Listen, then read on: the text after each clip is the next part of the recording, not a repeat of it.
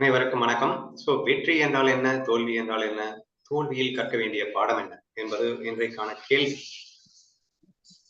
வெளுத்து வாங்கிட்டீங்க. இன்னைக்கு நம்ம குரூப் மெம்பர்ஸ் எல்லாம் வேற லெவல்ல அவங்களுக்கு பதில்கள் அமைந்திருந்தன. Very simple. லௌகீகத்தில் இருக்கின்ற வெற்றி தோல்வி என்பது அளவிற்கும் ஆன்மீகத்திற்கு பொருந்தாது அப்படின்னு ஸ்ட்ரைட்டாவே அடிச்சு தள்ளிட்டேங்க. சரியா? சோ நம்ம எல்லாம் ஜென்ரலா வெற்றி தோல்வின்றதை என்ன நினைச்சிட்டு இருக்கான்னா, சூழல்களின் அடிப்படையில வச்சிருக்கான். இந்தந்த சூழல் எனக்கு இப்படி நடந்தா வெற்றிங்கிறான், இந்தந்த சூழல் இப்படி அமைஞ்சா தோல்விங்கிறான். சோ முழுக்க முழுக்க சூழலை நம்பி வெற்றி தோல்வியை பொதுவாக லௌகீகத்துல சொல்லப்பட்டுக் கொண்டிருக்கிறது. ஆனால் ஆன்மீகவாதிகளுக்கு அது முற்றிலும் பொருந்தாது. ஏனென்றால் சூழல்கள் நம் கையிலேயே இல்லை. கையில் இல்லாத விஷயத்தை வைத்து ஒருவன் வெற்றி தோல்வியை தீர்மானிக்கலாமா? ஏன்னா ஒரு வெற்றி அடைவன் அப்படின்னா உன் கையில என்ன இருக்கோ அதை நீ பண்ணேன்னா வெற்றி, பண்ணலைன்னா தோல்வின்னு சொல்லலாம். என் கையிலேயே இல்லாத விஷயத்த நடந்தா வெற்றி தோல்வின்னு சொன்னா இது என்ன லூசுத்தனமா இருக்கு? லக் பேசிஸ்ல என்னப்பா வெற்றி தோல்வியை கண்டுபிடிக்கிறது நீங்க அப்படிங்கிற மாதிரி வந்துடும். சோ அதை தெளிவா புரிஞ்சுக்கிட்டு நீங்க ஆன்சர்ஸ் அற்புதமா அமைச்சிட்டீங்க. சோ நீங்க சொன்ன ஆன்சர்ஸ் வெற்றி, அதாவது உண்மையான ஆன்மீக வெற்றி தோல்வி என்பது அந்த சூழலின் அடிப்படையாக இல்லாமல் ஒரு காரியத்தை அடைவதற்காக நாம் செய்யும் செயல் என்று இருக்கின்றது அல்லவா, அந்த செயலை சரிவர செய்வது, சந்தோஷமாக செய்வது என்று அந்த செயலிலே சுகம் காண்பவன் உண்மையில் வெற்றியாளன் என்ற கர்மயோக சிந்தனையை அழகாக வெளிப்படுத்தினீர்கள். இதுதான் வெற்றியாக இருக்க முடியுமே தவிர அந்த சூழலின் அடிப்படையில வெற்றி தோல்வி வந்துட்டு போயிட்டு இருக்கும், அதன் உண்மையில் வெற்றி தோல்வி என்று நினைக்க கூடாது என்ற விஷயத்தை வலியுறுத்தினீர்கள். இப்ப நெக்ஸ்ட் என்ன சொன்னீங்க? நினைச்சது நடந்தா சந்தோஷம், நெல்லைனா சுகம் அப்படின்னா ஞானதேவரும் சரி, பகவத்கீதையில கண்ணனும் சரி திரும்ப ஒரு விஷயத்தை சொல்லிட்டு காட்டியிருக்கின்றான். என்ன காட்டுகின்றான் என்றால் விருப்பும் வெறுப்பும் டேஞ்சரஸ் கிருமிகள் என்று. அப்ப மனதினை நம்ம பாவனையிலே வைத்துக் கொண்டால் நீ வெற்றியாளன் என்கின்றான். அப்ப மனதிலே விருப்பும் வெறுப்பும் இருந்தால் நீ தோல்வியாளன் என்கின்றான் கண்ணன். சரியா? அப்ப நீ என்ன வச்சிட்டு இருக்க? விரும்பியது கிடைத்தால் வெற்றி, விரும்பியது கிடைக்கவில்லை என்றால் தோல்வி. விருப்பு மையமா வச்சுக்கிட்டு நீ வெற்றி தோல்வியை நீ சொல்ற. ஆனால் கண்ணன் சொல்லுகின்றான் விருப்பு வெறுப்பு என்பதே டேஞ்சரஸ் கிருமி என்று. ஆதலால் அந்த வெற்றி தோல்வி உண்மையில் வெற்றி தோல்வி ஆகாது. அப்ப கண்ணன் என்ன சொல்றான்னா, சம பாவனையாக இருப்பதுவே வெற்றியடா, சம பாவனையில் இருந்து தவறுவதே தோல்வியடா என்று அற்புதமாக அவன் கோடிட்டு காட்டியிருக்கின்றான் என்பதை சொன்னீர்கள். சரியா? அப்போ வெற்றி தோல்வி என்பது முழுக்க சூழலின் அடிப்படையில் கணக்கிடக்கூடாது என்றதை தெளிவுபடுத்திட்டீங்க. அப்படி கணக்கிடணும்னா கணக்கிட்டுக்கோங்கப்பா. ஆனா எப்படி கணக்கிடணும்னு சொல்லியிருக்கான் ஞானதேவர்? தற்பெருமையின்மை அப்படிங்கிற விஷயத்துல பெருமையின்மையில என்ன பேசியிருக்காரு?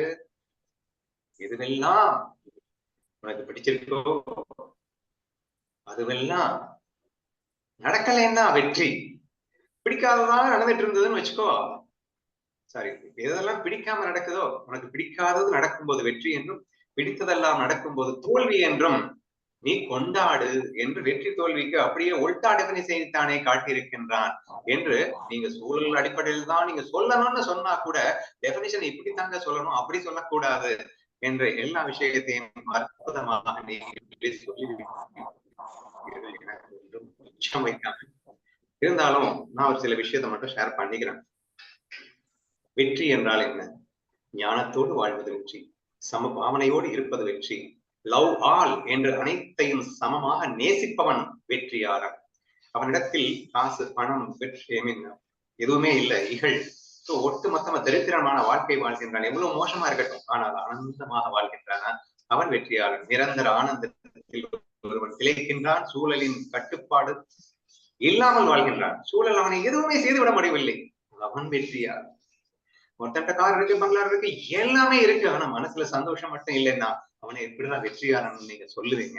சோ தேர்ஃபோர் நீங்க வெற்றி தோல்விக்கு டெபினிஷனை நீங்க இப்படித்தானே பார்க்க வேண்டும். இதையும் கூட நீங்க சொல்லிட்டீங்க. சரியா?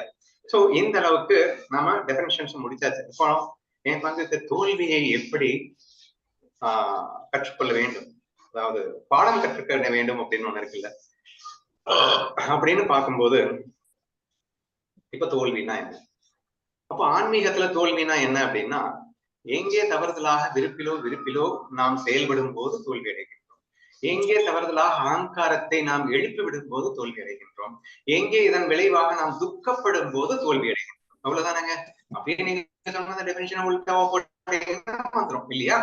அப்போ தோல்வி அப்படின்னா என்ன அப்படின்னு கேட்டீங்கன்னா, சோ ஞானம் இல்லாமல் வாழ்வது, சமபாவனை இல்லாமல் வாழ்வது, அன்பு இல்லாமல் வாழ்வது, இப்படி வாழ்ந்தால் நீங்கள் தோல்வியாளர்கள் என்ற அர்த்தம் என்று நம்ம முடிவுக்கு வரோம். அப்ப என்னத்த பாடத்தை கற்கிறது அப்படின்னு சொல்லி நெக்ஸ்ட் வருது.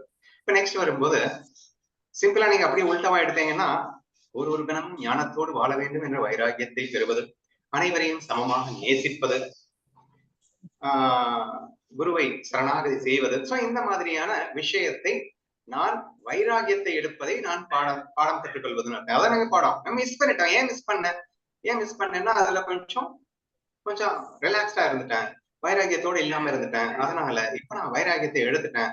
So therefore is going to be helping ஒரு ஸ்டாண்டா இருக்க போகுது அப்படின்னு சொல்லிட்டு ஒரு பாடத்தை எடுத்துக்கலாம்.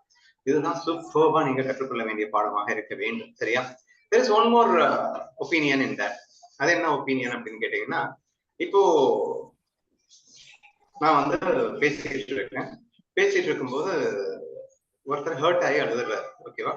ஹர்ட் ஆகி அழுதுறாரு அப்படின்ன உடனே, ஓ நம்ம அப்படின்னா இனிமே ஹர்ட் பண்ணக்கூடாது என்று நாம் எடுத்துக்கொள்ள வேண்டாம் என்று நான் சொல்ல வரேன். சரியா? சோ ஹர்ட் பண்ணாமலாம் உன்னால இருக்க முடியாது. சரியா? எனிவே நீ இந்த இடத்துல அவங்க தாங்க மாட்டாங்கன்னு புரிஞ்சுக்கிற. அதனால நம்ம இந்த இடத்துல பேசக்கூடாதுன்னு நெக்ஸ்ட் டைம் பேசக்கூடாதுன்னு எடுத்துக்கலாம். இதுக்கும் உனது ஆன்மீக வெற்றி தோல்விக்கும் சம்பந்தம் இல்லை என்பதை தயவு செய்து புரிந்து கொள்ளுங்கள்னு சொல்ல வரேன்.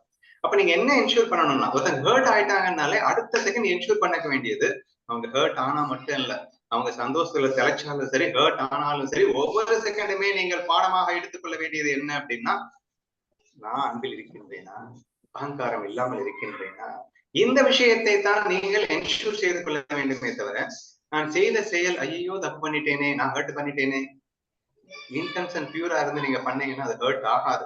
அது ஆன்மீகத்தில் தோல்வி ஆகாது. லௌகீகத்தில் அது தோல்வியாக கணக்கிடப்பட்டாலும் அதுல நீ என்ன நெக்ஸ்ட் என்ன எப்படி கேம் ஆடணும் அப்படிங்கறத நீ கத்துக்கலாம். இந்த இடத்துல இவங்க கிட்ட இப்படிதான் பேசணும் அப்படின்ற கேமை நீங்க ஆடிக்கோங்க, வேணாம்னு சொல்லல. But at the same time, it is needless to feel about the ஆன்மீக வெற்றி தோல்வியாக அதை கருத வேண்டிய அவசியம் இல்லை என்பதை தயவு செய்து புரிந்து கொள்ளுங்க. சரியா? அப்ப உங்களுடைய யாஸ்டிக் எப்பயுமே ஒவ்வொரு செகண்டுமே பாடம் கற்றுப்பது அப்படிங்கிறது வெற்றியிலும் தோல்வியிலும் இரண்டிலுமே கற்றுக்கொள்ள வேண்டும்.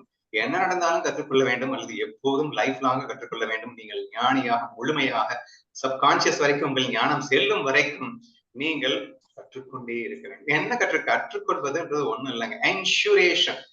ஐ லவ் ஆர் நாட், நான் ஈகோல இருக்கேனா இல்லையா, நான் செய்கின்ற செயல் ஒரு நிமிஷம் கூட என் குருநாதனின் செயல் குருநாதன் எனக்கு சொல்லிக் கொடுத்ததுக்கு புறம்பா இருக்கா இல்லையா, என் குருநாதனின் மனம் போல் நடக்கின்றேனா இல்லையா, இதுதாங்க பாடம் கற்றுக்கொள்வதுன்ற அர்த்தம். இது பாடம் கற்றுக்கொள்வதுன்னு கூட சொல்ல முடியாது. ஒரு நொடியும் நம்மை நாம் சோதனை செய்து கொள்ள வேண்டியதாக இருக்கின்றது. இதை நீங்க பண்ணிக்கொண்டே வந்தீங்க அப்படின்னு சொன்னா சம்டைம்ஸ் நீங்க மிஸ் ஆவீங்க. மிஸ் ஆகும்போது நீங்க செக் பண்ணி பார்த்தா உங்களுக்கே தெரியும். சோ இங்க நம்ம எந்த அளவுக்கு ஈகோ ரேஸ் பண்ணிருக்கோம், எந்த அளவுக்கு விருப்பெருப்புல இருந்திருக்கோம் அப்படின்றது அப்பட்டமா தெரியும். அந்த தெரியும் போது இன்னும் மிக அதிகமாக வைராகியத்தை வளர்த்து கொண்டு, ஏன்னா அயாமால இருந்து மாயா நாலேஜ்ல இருந்து எல்லாமே தெரியுங்க. அப்போ அந்த தெரிகின்ற அந்த நாலேஜ நம்ம உள்ள ஸ்ட்ரென்தன் ஆகல, அதனாலதான் எல்லாம் மிஸ் ஆச்சு, அதனாலதான் ஈகோ வெளியே வந்தது. அப்போ இன்னும் நான் ஸ்ட்ரென்தன் பண்ணிக்கணும் என்று, சரணாகதியை இன்னும் மெருகேற்றணும் என்று சொல்லிக்கொண்டு அதை இன்னும் அதிகப்படுத்துங்கள். ஒவ்வொரு தோல்வியும் உங்கள் வைராகியத்தை அதிகரிக்கட்டும், ஒவ்வொரு தோல்வியும் உங்கள் ஞானத்தை அதிகரிக்கட்டும். இப்படித்தான் அந்த தோல்வி உங்களுக்கு பாடம் கற்றுக் கொடுப்பதாக இருக்க வேண்டும். அது தோல்வி மட்டுமல்ல, வெற்றியிலும் அது உங்கள் வைராகியத்தை அதிகரிக்கட்டும். அல்லது வெற்றி தோல்வி இல்லாத எல்லா நேரத்திலும் ஒவ்வொரு நொடியும் அந்த குருநாதனின் மனம் போல் இருக்கின்றேனா என்று சோதித்து சோதித்து உங்களை நிறைவேற்றிக் கொள்ளுங்கள். சரியா? இதுல பெஸ்ட் எங்க யூஸ் ஆகும் அப்படின்னா தோல்வியில தான் யூஸ் ஆகும். தோல்வி அடையும் போது நமக்கு சூப்பர் வைராகியத்தை டெவலப் பண்றதுக்கான ஆப்பர்ச்சுனிட்டி நிறையவே கிடைக்கும். ஆனா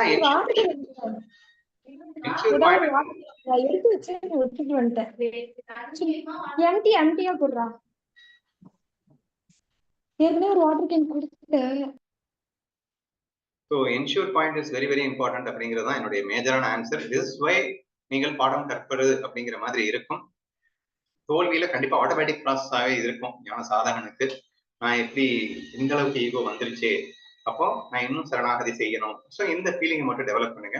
ரேதர் தேன் அந்த சிச்சுவேஷன் பேசிஸ்ல ரொம்ப அனலைஸ் பண்ண வேண்டாம்னு எனக்கு தோணுது. ஏன்னா சூழல்ல சோ இவங்க ஹர்ட் ஆகாம நான் பேசணும் அப்படின்னு நீங்க பாடம் எடுத்துக்கிறத விட ஈகோ இல்லாம இருக்கணும். ஈகோனால தானே இப்ப நீ ஹர்ட் பண்ணிட்ட. ஏன்னா அந்த மாதிரி நீங்க பாடம் எடுக்கும்போது சில இடங்கள்ல நீங்க ஹார்ஷா பேச வேண்டியது வரும். அப்ப கூட நீங்க வந்து அமைதியா உட்கார்ந்து இருந்தீங்கன்னா அப்புறம் லவ் மிஸ் ஆன மாதிரி ஆயிடும். நீங்க ஹார்ஷா பேச வேண்டிய இடத்துல பேசித்தானே ஆகணும். சாஃப்டா பேச வேண்டிய இடத்துல பேசித்தானே ஆகணும். அப்ப லவ்வோட இருக்கிறமா இல்லையா, that is most important principle அப்படிங்கிற அடிப்படையில நீங்கள் சிந்தித்து செயல்படுங்கள். இந்த திஸ் நீங்கள் பாடத்தை எடுத்துக்கொள்ள முயற்சி செய்யுங்கள். வெற்றி என்ன தோல்வி என்ன என்பதை என்னை விட அழகாக நீங்களே புரிந்து கொண்டிருக்கிறீர்கள் என்பதால் நீங்கள் சொன்னதே என்று சொல்லி எனக்கு முதலில் செய்கின்றேன்.